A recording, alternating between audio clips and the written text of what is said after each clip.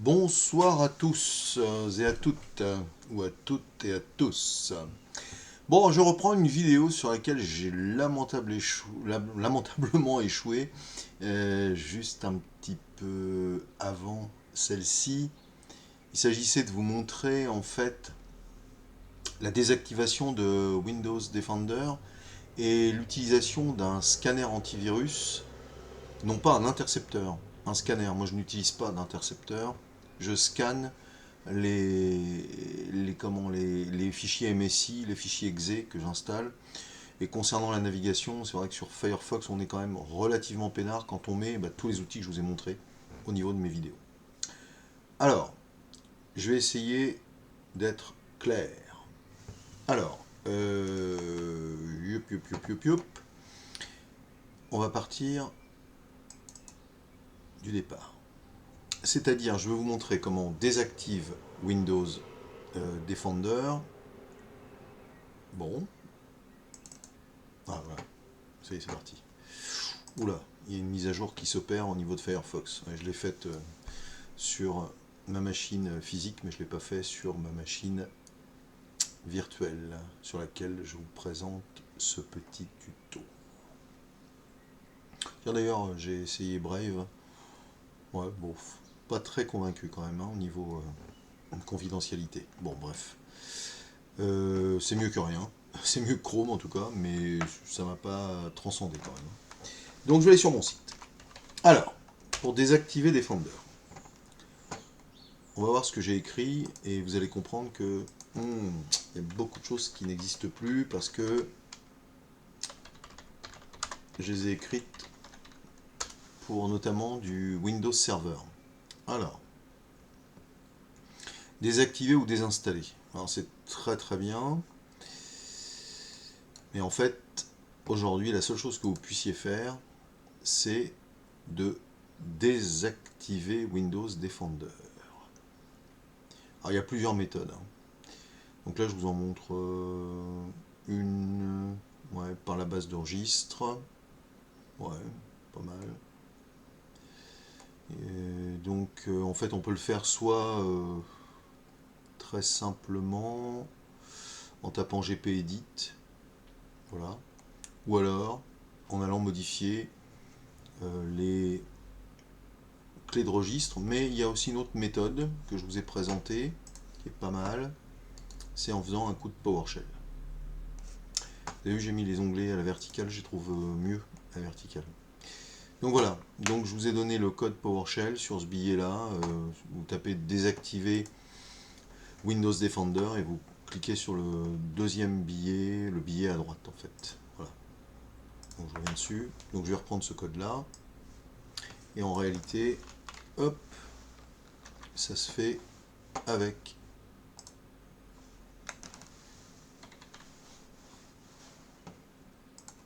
toujours un démarrer en administrateur, sinon vous n'allez pas pouvoir faire grand chose. Voilà.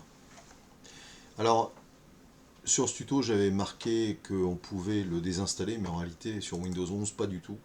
C'était bien pour Windows Server, vous pouvez désactiver, mais vous ne pouvez pas le désinstaller.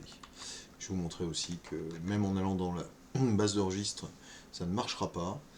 Donc voilà, c'est 7MP préférence. Je vais vous donner, comme d'habitude, en commentaire, tous les liens vers les articles que j'ai pu écrire. Voilà. Donc là, ça a été complètement désactivé. Évidemment, on peut le faire à la cliquouille. Ici, vous tapez, vous allez dans les paramètres et vous tapez virus. Je pense que vous allez tomber où sur, vous tapez Defender et vous tombez dessus. Protection contre les virus et les menaces. Et là, en fait, tout ce que je viens de faire avec le PowerShell va se retrouver ici.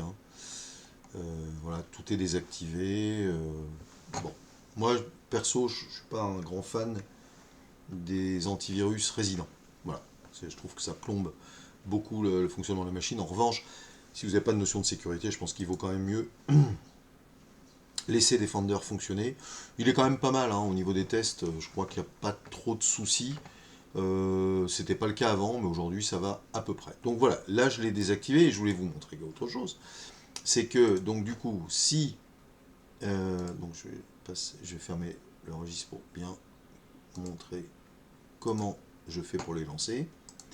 Donc si je tape regedit et que je le lance en tant qu'administrateur, donc on va aller voir deux services, je les avais notés, hein, donc les WinDefend et MDCore SVC. Donc MDCore SVC, vous voyez, donc vous avez un start 2, ça veut dire qu'il est démarré en automatique. Si je clique et que j'essaye de mettre 4, paf, je peux pas. J'ai beau me donner les droits d'écriture, le contrôle total, ça change rien. Donc il y a deux services, il y a MDCore SVC et WinDefend. Oh, il doit y avoir des solutions, mais elles sont, à mon avis, extrêmement violentes. Et je crains que à chaque mise à jour, en fait, ils remettent tout et start. Donc là, on est en 2, on est en automatique. Si je mets 4 désactivé, pareil, je peux rien faire. Parfait. Ah, parfait. Façon de parler. Ensuite, je vais installer ClamAV. Donc, c'est un produit open source. Très bon moteur.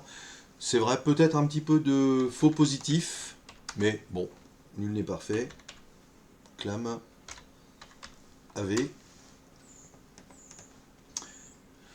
Voilà. Donc, vous pouvez le télécharger, l'installer. Il n'y a rien de spécial à l'installation, je ne vais pas vous le remontrer. Hein. Je l'ai déjà installé sur la machine. Voilà. Ensuite, une fois que vous l'avez installé, en revanche, il faut que vous alliez dans la petite console dont je vous ai parlé, propriété système. Il y a plusieurs manières d'y aller, moi j'y vais toujours au clavier. Donc système CPL. Une fois que vous l'avez installé, par contre, il y a plusieurs choses à faire. La première chose à faire, c'est dans les paramètres système avancés au niveau des variables d'environnement. Tiens, il m'a foutu OneDrive, je ne lui ai rien demandé. Rajouter dans le pass utilisateur et dans le pass système, vous ajoutez le chemin qui mène vers ClamAV. Bon, c'est le point anti-slash program files ClamAV. Là, j'ai bien pris la version 64 bits de ClamAV. Puis vous faites pareil ici au niveau du pass système, comme ça on peut l'avoir rapidement et à chaud. Donc, vous installez ClamAV, vous téléchargez, vous l'installez, il n'y a rien de spécial à faire. Et vous n'avez pas d'interface graphique. Donc, l'interface graphique, il faut installer un logiciel en plus. Ce logiciel, il s'appelle ClamAV. Alors, oui, non. J'ai oublié quelque chose. Il faut aussi faire une configuration du système de mise à jour des définitions de l'antivirus. Waouh, je vais y arriver. Pour ça, je vais démarrer en compte administrateur le notepad présent dans Windows 11, mais toujours en administrateur, hein, parce que sinon ça marche pas.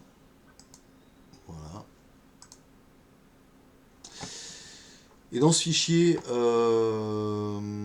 c'est pas celui-là qu'il faut ouvrir en plus. Là, il m'a réouvert d'autres fichiers. Hop. Ah, ça va pas. C'est vrai que maintenant, ça fonctionne un petit peu comme le Notepad++. Plutôt pas mal d'ailleurs. Hein, voilà. Donc, je recommence, comme on dit dans Schnorr. J'exécute en administrateur, ouais. Voilà. Donc, on configure le fichier freshclam.conf. Donc, j'ouvre sur C, Program Files, ClamAV. Je vais dans Conf Examples. Là, je choisis tous les documents, All Files. Je prends le freshclam.conf.sample. Je mets un dièse, parce qu'il n'y était pas, mais je l'ai mis moi tout à l'heure, devant Example. Et vous recherchez le mot mirror. Et là, vous commentez avec un dièse le database mirror database clamave.net. Et vous mettez ce que je viens de vous indiquer ici. Je vous redonnerai le lien pour récupérer le contenu. Donc database, donc avec un D majuscule M mirror, espace https package.microsoft.com/clamave. Alors pourquoi je fais ça? Parce que l'autre site, en fait, il marche plus, vous n'y accédez plus parce que il y a un captcha ou je sais plus quoi, enfin bref, ça bloque. Donc ce fichier clamconf.sample, on va le sauvegarder dans le dossier du dessus, dans clamav, et on va l'appeler freshclam.conf. J'ai déjà fait, hein, donc c'est pour ça qu'il... Voilà. Save. Donc, impeccable. Là-dessus, il faut que vous installiez un logiciel très intéressant. Alors, attendez, je vais vous le redonner parce que j'ai plus le lien. Alors, comment s'appelle-t-il? Ah, voilà. Il s'appelle Arsantec clamav GUI. Pareil, open source. Nickel. Écoutez, c'est avant j'utilisais Clamwin, mais ben, le problème c'est que le logiciel n'est plus maintenu. Donc download, je change d'écran hein, parce que Arsantec Clam AV GUI. Je rappelle que GUI veut dire Graphic User Interface. Et donc là je tombe sur Arsantec Clam AV GUI. Alors, il y a peut-être d'autres outils. Hein. Moi, j'utilise, je vous dis, Clamwin. Mais on peut regarder peut-être sur Alternative tout. Mais j'ai pas l'impression qu'il y ait grand-chose. Si... Ouais. Je tape Clamwin. Voilà. Donc, vous voyez, il est marqué Discontinued. Donc, il est arrêté. Et en open source... qu'est-ce que je vais avoir comme produit? Il n'y a pas grand chose. En alternative, All Open Source et Windows. Qu'est-ce que j'ai comme alternative à Clamwin? J'ai clamav, mais il n'y a pas d'interface. Ça, je sais pas ce que c'est. Ah, CS antivirus, oui, je crois que ça fonctionne correctement. Ah non, discontinued, donc c'est pas la peine. Voilà, donc on est en manque d'interface, de plus en plus. Donc du coup, il faut télécharger ce petit programme, donc clamav GUI d'Arsantec, donc je l'ai installé. Hein. Et là, automatiquement, dans la mesure où on a mis le pass, dans la mesure où on a mis fresh clam, quand on le démarre, si je fais update ici, alors j'ai un failed sur le programme lui-même, mais vous voyez, j'ai pas de fail sur la database. Alors pourquoi? Je vous rappelle que j'avais quand même géré mon pare-feu. Donc ça veut dire en clair qu'il faut des règles de pare-feu. Je vais vous en faire une pour que lui puisse se mettre à jour, par exemple, que le logiciel lui-même se mette à jour. En fait, il y a deux mises à jour. Il y a le logiciel lui-même, GUI Updater et Definitions. Donc les deux, vous pouvez donc les mettre à jour, mais à une condition, c'est que au niveau du pare-feu, que j'avais, vous vous souvenez, j'avais fait que 3 ou 4 règles même, j'avais considérablement restreint l'activité. Donc là, j'ai fait une règle FreshClam, donc je vous la montre. Donc je vais sur ces deux points, programme files clamav freshclam.exe, ok, ça marche. Et au niveau des ports, pareil, hein, 80 443, mais là on peut même se contenter du 443 puisque de toute façon c'est un HTTPS de Microsoft. Ok. Je vais prendre cette règle là, CTRL-C, CTRL-V, et je vais faire la règle pour alors je vais peut-être mettre tout le nom parce que je m'en souviens jamais. Arsantec Clam AV GUI. Voilà. Protocole, voilà. Ça change pas. Peut-être que là, lui, il utilise du 80, je vais le remettre. Et du 443, il y a une virgule entre les deux. Donc, le programme, évidemment, n'est pas le même. Il s'agit de clamav GUI, clamav GUI. Voilà. Alors, je vais changer la variable d'environnement, puis je vais mettre à la place le chemin en dur. Parce que j'ai rencontré des petits soucis avec ce truc au niveau du pare-feu de Microsoft. Donc voilà. Ici, j'applique OK. Donc ça veut dire quoi? Ça veut dire que désormais, voilà. Et donc, du coup, il faut que je le refasse sur ma machine physique. Excusez-moi. Ah, c'est le problème, je sais pas ce que j'ai fait au niveau du clavier, mais j'ai fait une bêtise. Ah, ça y est, je suis revenu dessus. Non, pas du tout.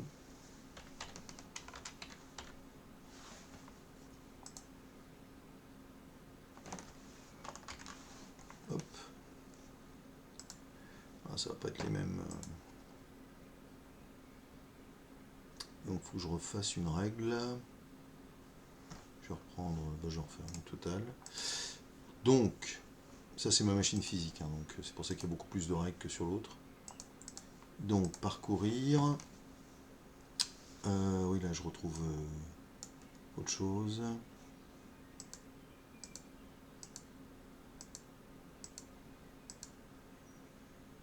PC. Ces deux points. Programme. Clame AVG8. Voilà, voilà. Impeccable. Suivant. Je vais remettre du TCP. 80. 443. Voilà. Donc, Arsantec, j'ai dit. Merci à eux. Faudrait regarder s'il y a autre chose. Hein. Clam, mais j'ai l'impression qu'il y a de moins en moins d'interface graphique pour ClamAV sur Windows. Celle-ci, au moins, elle a le mérite d'exister. Donc voilà, j'ai fait ma règle de pare-feu. Donc théoriquement, si je fais update, voilà, j'ai bien les deux qui se mettent à jour. Donc j'ai bien le Fresh Clam qui, lui, se met à jour. Attention, hein, il faut que cet applicatif-là soit démarré en tant qu'administrateur. Là, je suis sur mon serveur et je me suis arrangé pour le faire. Mais sinon, ça ne marchera pas. Hein. Voilà. Bah écoutez, alors comment ça marche? Oui, quand même vite fait, une petite démo. Ouais, mais là le problème c'est que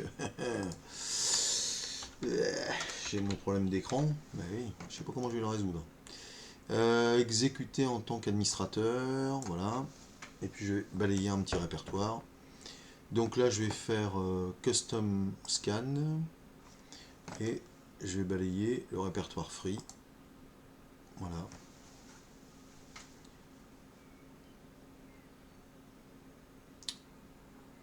Ouais, ça scanne. J'entends le bruit du disque dur, mais vous l'entendez pas vous, et moi je l'entends. Donc voilà, il va chercher, et donc il va peut-être trouver.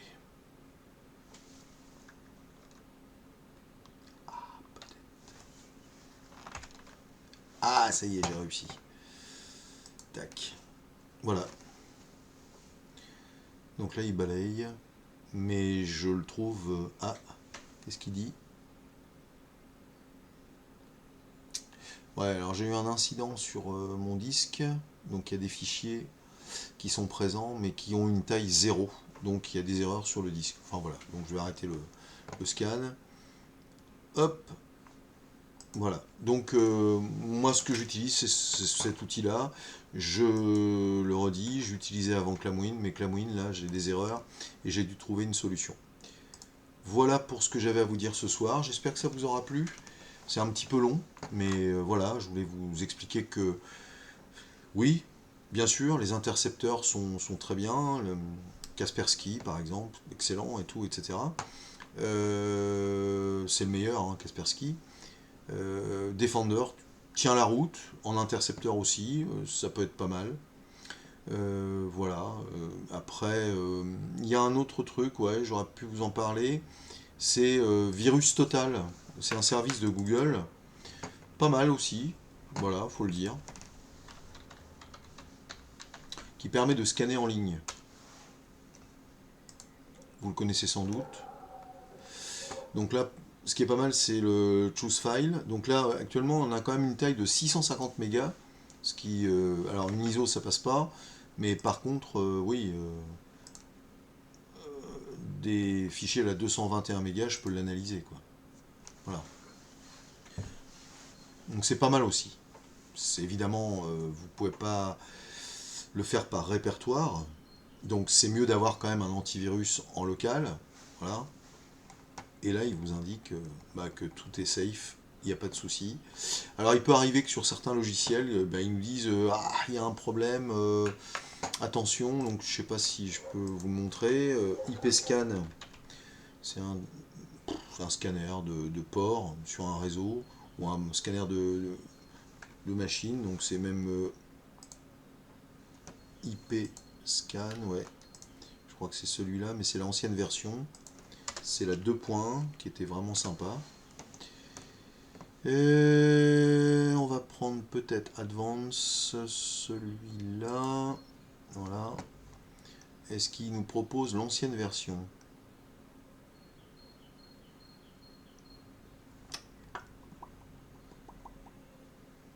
Et j'ai pas l'impression.